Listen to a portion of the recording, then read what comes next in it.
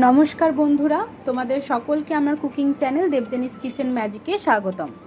আজ আমি তোমাদের সঙ্গে শেয়ার করব পাবদা মাছের কাসন পোড়া ঝোলের রেসিপি। হাতে যদি সময় খুব কম থাকে বা একটু ভিন্ন স্বাদ পেতে ইচ্ছা হয় তাহলে এই রেসিপিটি তোমাদের জন্য একদম পারফেক্ট হতে চলেছে। রেসিপিটি বানানোর জন্য আমাদের যা যা উপকরণগুলি লাগবে সেগুলি হলো পাবদা মাছ, গোটা কালো সর্ষে, কয়েকটা চেরা কাঁচা লঙ্কা, কালো জিরে, হলুদ গুঁড়ো, ধনে পাতা আর নিত্যদিনের উপকরণ যেমন সর্ষের তেল, নুন এবং পরিমাণ মতন জল। প্রথমে কাসন পোড়া মশলা বানানোর জন্য কালো সর্ষে শুকনো খোলায় রোস্ট করে নিতে হবে।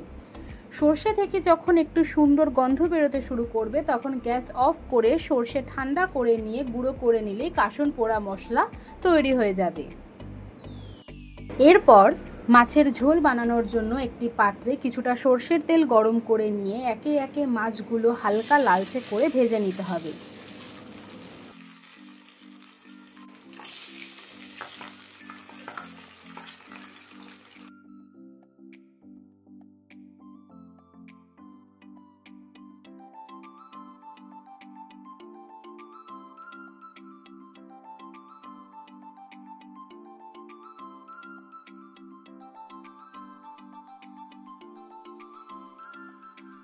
মাছ ভাজা হয়ে গেলে ওই একই পাত্রে ফোড়নে দেব বেশ কিছুটা পরিমাণে কালো জিরে এবং চেরা কাঁচা লঙ্কা। এরপর 20 থেকে 30 সেকেন্ড নাড়াচাড়া করে তাতে দিতে হবে সামান্য হলুদ গুঁড়ো।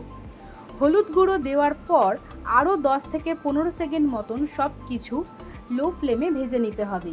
10 থেকে 15 সেকেন্ড সব কিছু ভেজে নিয়ে তাতে দিতে হবে পরিমাণ মতন জল এবং নুন। এরপর হাই ফ্লেমে এটাকে ফুটতে দিতে হবে প্রায় 5 থেকে 6 মিনিটের জন্য।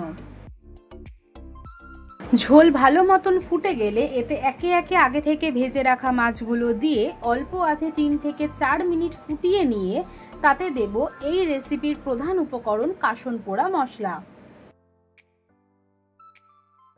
দেব পরিমাণ মতন আবারও কিছুটা নুন। মশলা ও নুন দিয়ে আবারও 5 থেকে 6 মিনিট ফুটিয়ে শেষে কিছুটা ধনেপাতা কুচি ছড়িয়ে নামিয়ে নিলেই তৈরি পাবদা মাছের এই দুর্দান্ত স্বাদের কাসন পোড়া রেসিপি।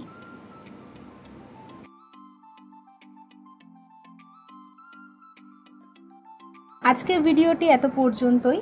যদি আমার এই রেসিপি তোমাদের ভালো লেগে থাকে তাহলে অবশ্যই ভিডিওতে একটা লাইক, কমেন্ট এবং চ্যানেলটিকে শেয়ার ও সাবস্ক্রাইব করে পাশে থাকার অনুরোধ রইল। সকলে খুব ভালো থেকো, সুস্থ থেকো। দেখা হবে খুব তাড়াতাড়ি একটি নতুন রেসিপির সঙ্গে।